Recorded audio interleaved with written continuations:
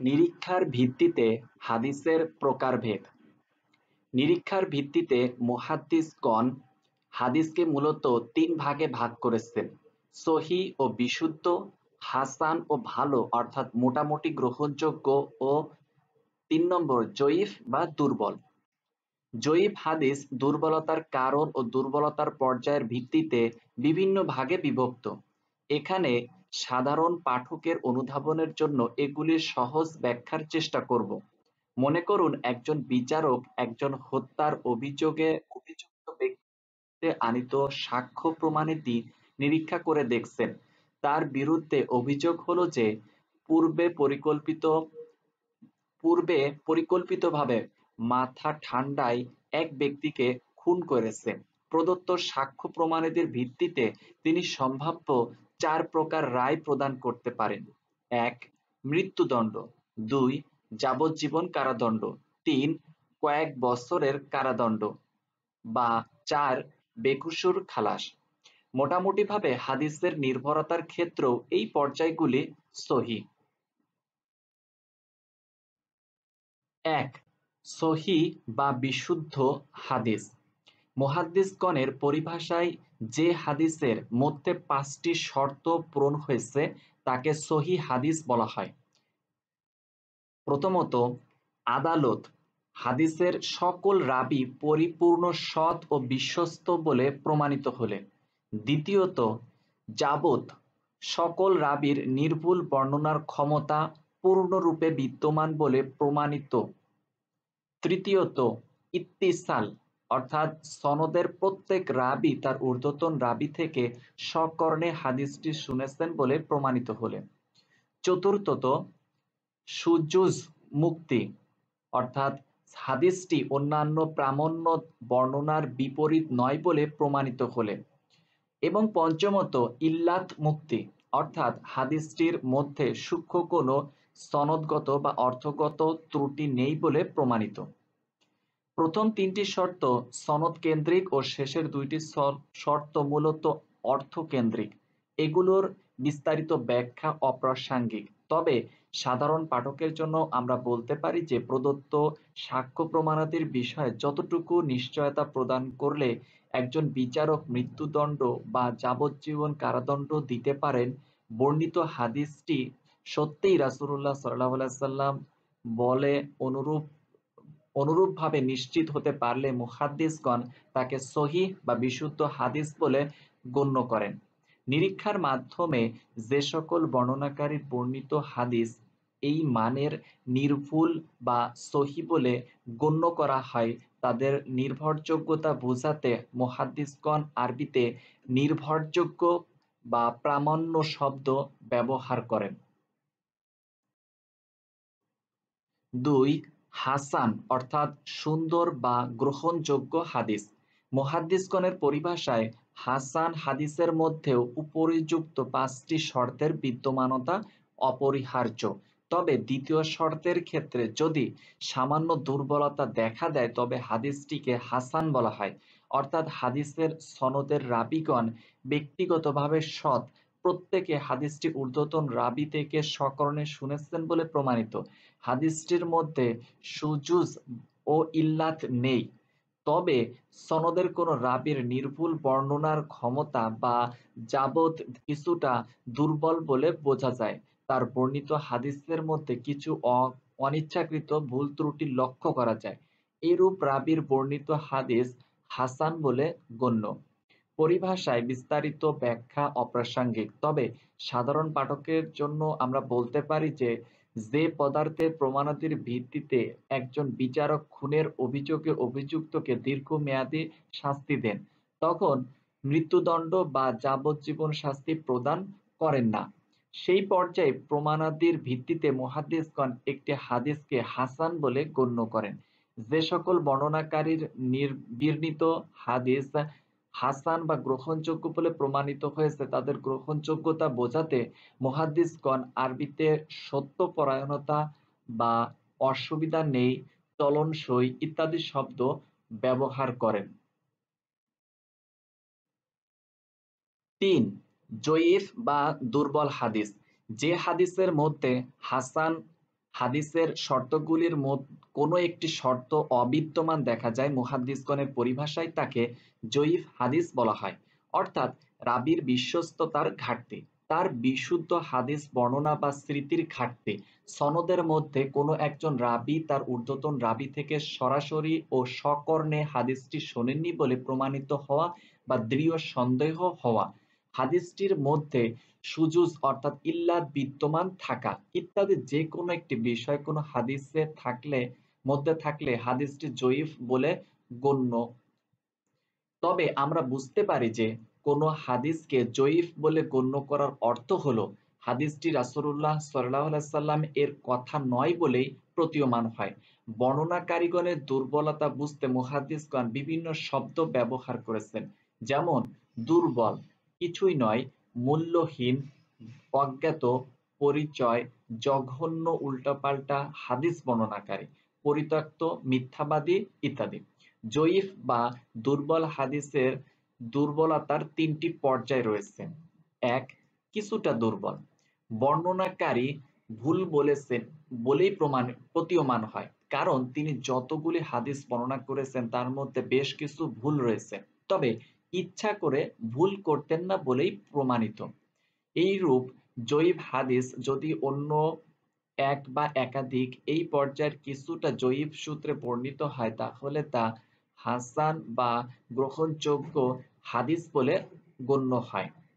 অত্যন্ত দুর্বল বা জয়ীফ জিদ্দান ওয়াহাই, এইরূপ হাদিসের বর্ণনাকারী সকল হাদিস তুলনামূলক নিরীক্ষা করে যদি প্রমাণিত হয় যে তার নিকট তার বর্ণিত হাদিস বা প্রায় সকল হাদিসই অগণিত ভুলে ভরা, যে ধরনের ভুল সাধারণত অনিচ্ছাকৃত হয় তার চেয়েও মারাত্মক ভুল, তবে তার বর্ণিত হাদিস পরিত্যক্ত, একেবারে অগ্রহণযোগ্য বা অত্যন্ত দুর্বল বলে গণ্য করা হবে।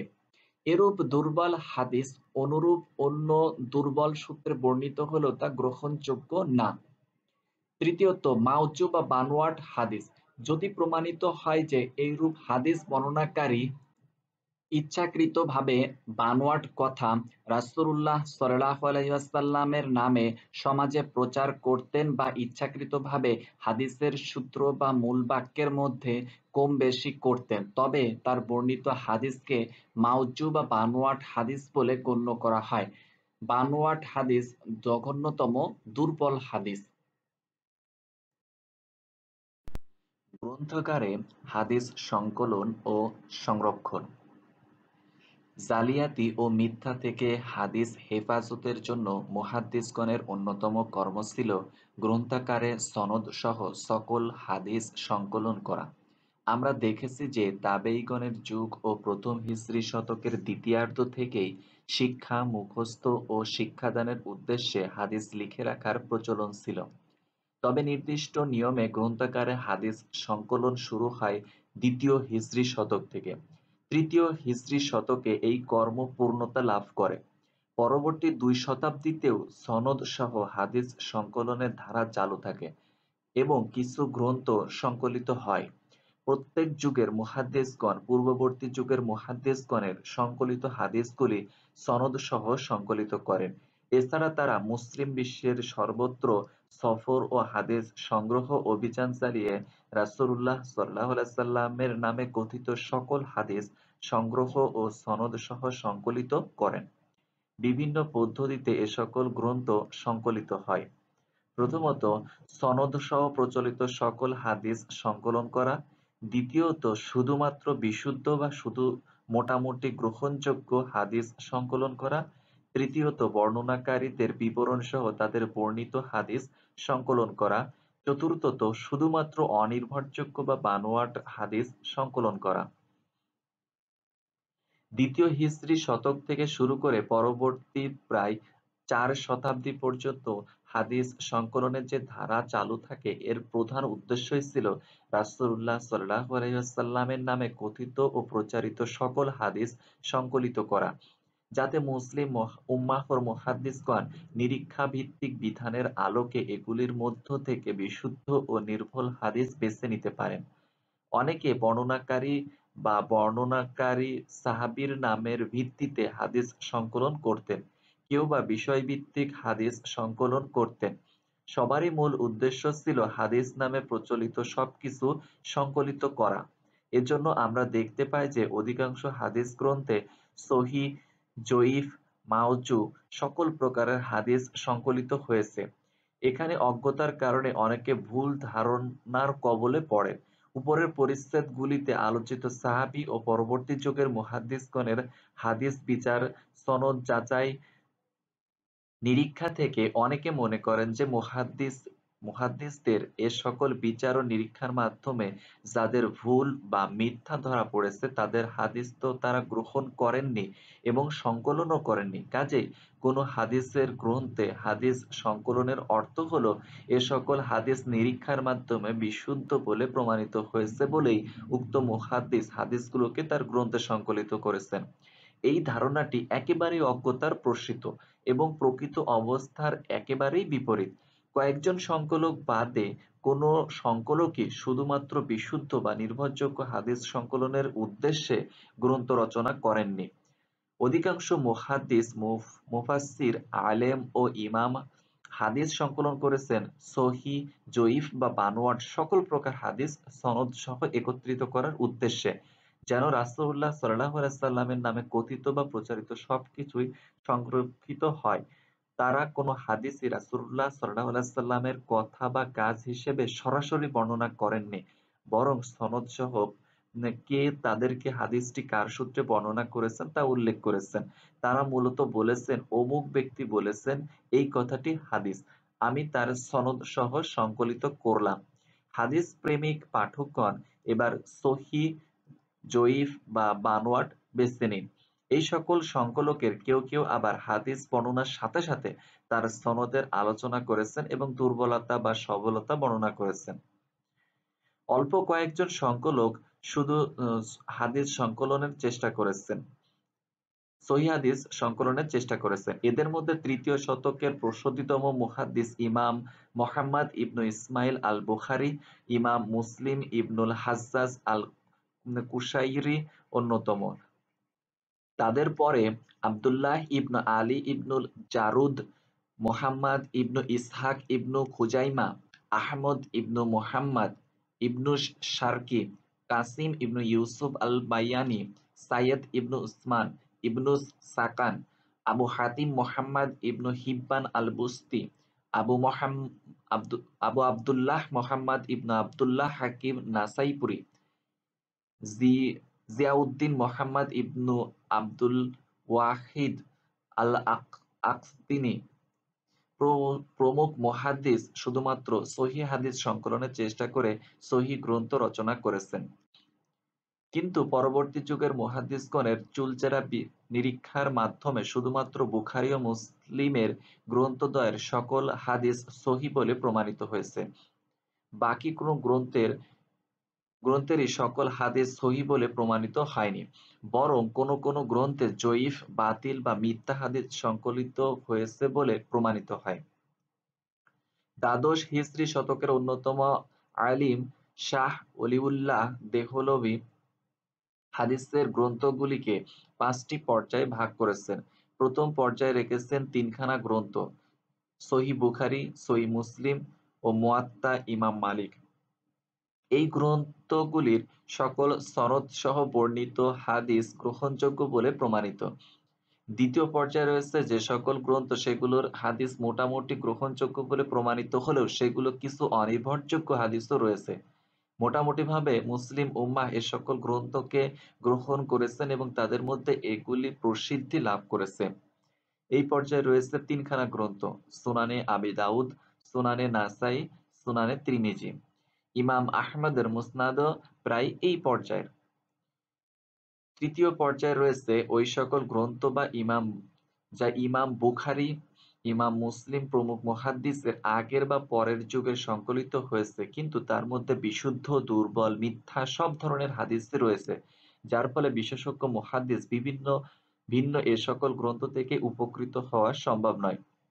এ সকল গ্রন্থ মুহাদ্দিসের মধ্যে তেমন প্রসিদ্ধি লাভ করেনি। এই পর্যায়ে আছে মুসনাদে আবি ইয়ালা, মুসান্নাফে আব্দুর রাজ্জাক, মুসান্নাফে ইবনে আবি শাইবা, মুসনাদে আহমদ ইবনে হুমায়দ, মুসনাদে তারসিলি, ইমাম বাইহাকির সংকলিত হাদিস গ্রন্থসমূহ, ইমাম তাহাবির সংকলিত হাদিস গ্রন্থসমূহ, তাবারানীর সংকলিত হাদিস গ্রন্থসমূহ। এ সকল গ্রন্থের সংকলকগণের উদ্দেশ্য ছিল যা পেয়েছেন তাই সংকলন করা, তাই নিরীক্ষা ও যাচাইয়ের দিকে মন দেননি। চতুর্থ পর্যায়ের গ্রন্থগুলো হলো ওই সকল গ্রন্থ যা কয়েক যুগ পরে সংকলিত হয়। এই সকল গ্রন্থের সংকলকরা মূলত প্রকারের হাদিস সংকলন করেছেন। এক, যে সকল হাদিস পূর্ব যুগে অপরিচিত বা অজানা থাকার কারণে পূর্ববর্তী গ্রন্থ সমূহে সংকলিত হয়নি।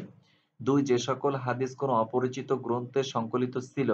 তিন, লোকমুখে প্রচলিত বা ওয়ায়েজদের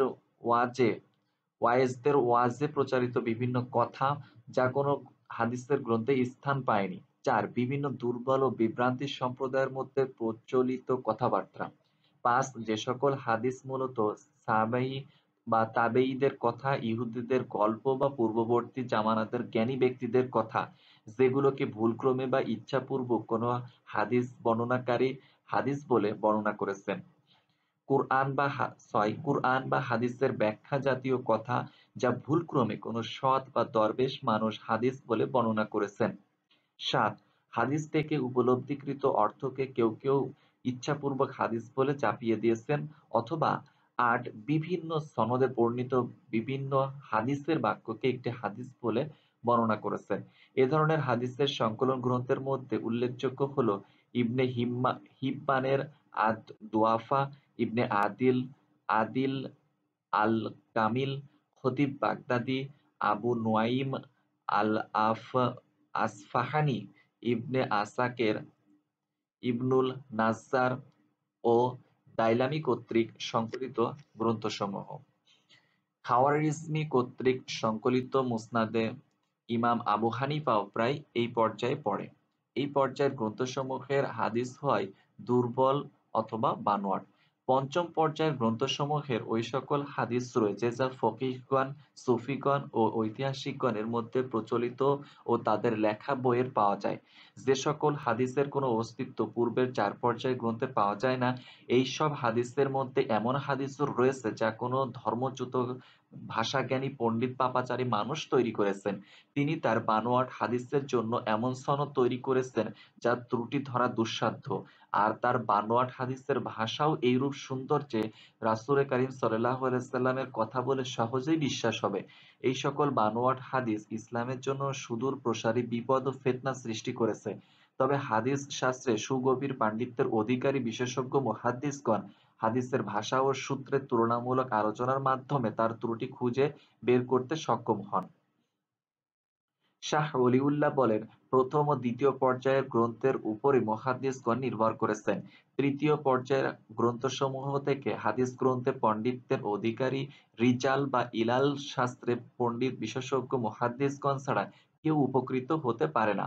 কারণ এই সকল গ্রন্থের সংকলিত হাদিসসমূহের মধ্য থেকে মিথ্যা হাদিস ও নির্ভরযোগ্য হাদিসের পার্থক্য শুধু তারাই করতে পারে। আর চতুর্থ পর্যায়ের গ্রন্থসমূহের সংকলন করা বা পাঠ করা এক ধরনের জ্ঞানবিলাসিতা ছাড়া কিছুই নয়।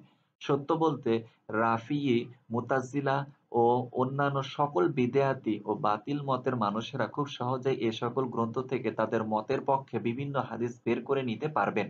কাজেই এই সকল গ্রন্থের হাদিস দিয়ে কোনো মত প্রতিষ্ঠা করা বা কোনো মতের পক্ষে দলিল দেওয়া আলেমদের নিকট বাতুলতা ও অগ্রহণযোগ্য। এখানে উল্লেখ্য যে হাদিসের বিশুদ্ধতা রক্ষায় ও সহিহ হাদিসকে দুর্বল ও মাওজি হাদিস থেকে পৃথক করার ক্ষেত্রে মুহাদ্দিসগণের দৃঢ়তা ছিল আপসহীন ও অনমনীয়। দুনিয়ার পক্ষে কোনো যুগে কোনো ইমাম, মুহাদ্দিস, ফকিহ বা আলিম কখনো বলেননি যে কোনো হাদিসের গ্রন্থে একটি হাদিস বর্ণিত থাকলে হাদিসটি সহিহ বলা যাবে। অমুক আলিম যেহেতু হাদিসটি সংকলন করেছেন কাজেই হাদিসটি হয়তো সহিহ হবে। তেমনিভাবে সংকলক যত মর্যাদা সম্পন্নই হোক, তার সংকলিত কোনো হাদিসের মধ্যে দুর্বলতা বা ইচ্ছাকৃত বা অইচ্ছাকৃত মিথ্যার সম্ভাবনা থাকলে তা স্পষ্ট রূপে বলতে কোনো দ্বিধা তারা কখনোই করেননি। হাদিসের বিশুদ্ধতা রক্ষাকে তারা সকল ব্যক্তিগত ভালোবাসা ও শ্রদ্ধার উপরে স্থান দিয়েছেন।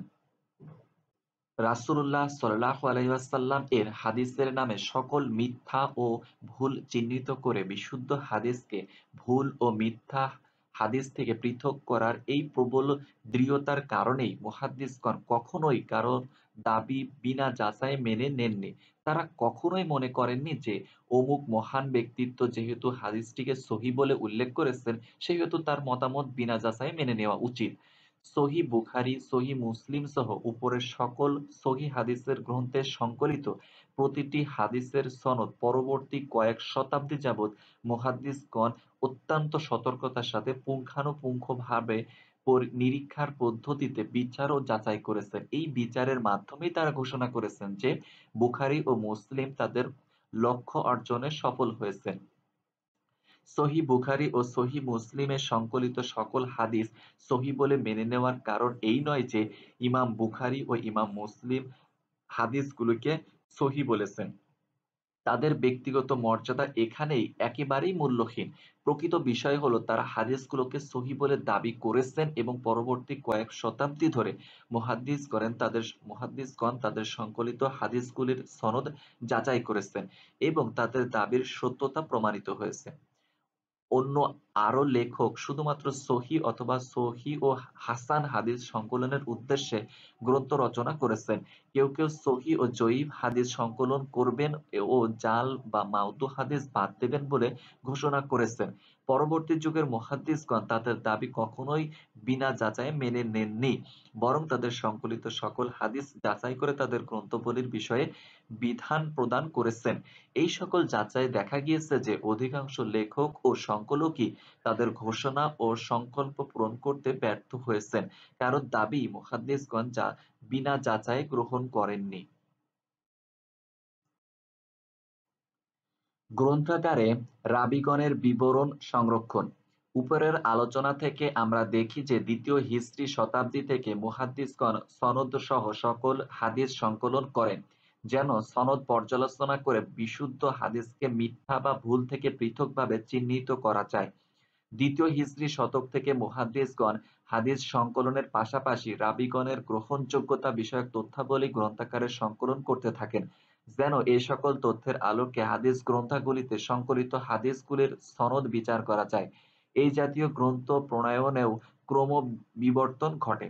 দ্বিতীয় হিজরি শতকের মাঝামাঝি থেকে মুহাদ্দিসগণ প্রথমে নির্ভরযোগ্য ও অনির্ভরযোগ্য সকল বর্ণনাকারীর বর্ণনা একত্রে সংকলন করতে শুরু করেন। ইমাম লাইস ইবনু সাদ, আবদুল্লাহ ইবনুল মুবারক প্রমুখ মুহাদ্দিস দ্বিতীয় হিজরির মাঝামাঝি থেকে এই জাতীয় গ্রন্থ প্রণয়ন শুরু করেন। এ সকল গ্রন্থে নির্ভরযোগ্য, অনির্ভরযোগ্য, মিথ্যাবাদী সকল রাবীর জীবনী, তাদের বর্ণিত কিছু হাদিস এবং তাদের বর্ণিত হাদিসের নিরীক্ষার ভিত্তিতে তাদের গ্রহণযোগ্যতা ও অগ্রহণযোগ্যতা বিষয়ক বিধান সংকলিত হয়েছে। পরবর্তী শতকগুলিতে এই প্রকারের গ্রন্থ বর্ণনার ধারা অব্যাহত থাকে। তৃতীয় হিজরি শতকে আহমদ ইবনুল হাম্বল, আলী ইবনু মাদানী, বুখারী, মুসলিম, তিরমিজি, নাসাঈ ও পরবর্তী যুগের অগণিত মুহাদ্দিস এই জাতীয় গ্রন্থ রচনা করেছেন। দ্বিতীয় হিজরি দ্বিতীয় পর্যায়ে মুহাদ্দিসগণ শুধুমাত্র অনির্ভরযোগ্য ও মিথ্যাবাদী রাবীদের বিষয়ে পৃথক গ্রন্থ রচনা শুরু করেন। দ্বিতীয় শতকের প্রখ্যাত মুহাদ্দিস ইমাম ইয়াহইয়া ইবনু সাঈদ আল-কাত্তান সর্বপ্রথম আদ-দুআফা নামে এই জাতীয় গ্রন্থ রচনা করেন। পরবর্তী শতকগুলিতে এই জাতীয় গ্রন্থ প্রণয়নের ধারা অব্যাহত থাকে। এই সকল গ্রন্থে দুর্বল ও মিথ্যাবাদী রাবীগণ তাদের বর্ণিত কিছু হাদিস ও তাদের বিষয়ে ইমামদের মতামত সংকলন করা হয়েছে। এগুলির পাশাপাশি তৃতীয় হিজরি শতক থেকে কোনো কোনো মুহাদ্দিস শুধুমাত্র নির্ভরযোগ্য ও বিশ্বস্ত রাবীদের বিষয়ে পৃথক গ্রন্থ রচনা শুরু করেন। বস্তুত রাবীগণের বিবরণ সংগ্রহ ও সংকলন মুসলিম উম্মাহর মুহাদ্দিসগণের একটি অতুলনীয় কর্ম। প্রথম হিজরি শতাব্দী থেকে পরবর্তী ৬০০ বছর যাবৎ মুহাদ্দিসগণ মুসলিম দেশের প্রতিটি জনপদে ঘুরে ঘুরে প্রত্যেক রাবীর নাম, বংশ, জন্ম, মৃত্যু, শিক্ষা, কর্ম, শিক্ষক, ছাত্র ইত্যাদি ব্যক্তিগত সকল তথ্য সহ তাদের বর্ণিত হাদিসের নিরীক্ষা ও নিরীক্ষার ভিত্তিতে তার সম্পর্কে তার সমসাময়িক ও পরবর্তী মুহাদ্দিসগণের মতামত ইত্যাদি বিস্তারিতভাবে সংরক্ষণ করেছেন। হাদিসে রাসূলকে বিকৃতি ও জালিয়াতি থেকে সংরক্ষণ করার জন্য তারা এভাবে প্রায় 50,000 মানুষের তথ্য সংরক্ষণ করেছেন। মানব সভ্যতার ইতিহাসে এর কোনো নজির নেই। এ সকল তথ্যের ভিত্তিতে যেকোনো যুগে যেকোনো গবেষক যেকোনো হাদিসের সনদ বিচার ও নিরীক্ষা করতে সক্ষম হন।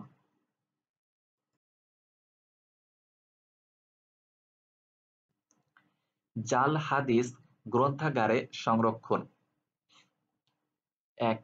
মিথ্যাবাদী রাবীদের পরিচয় ভিত্তিক গ্রন্থ রচনা। হাদিস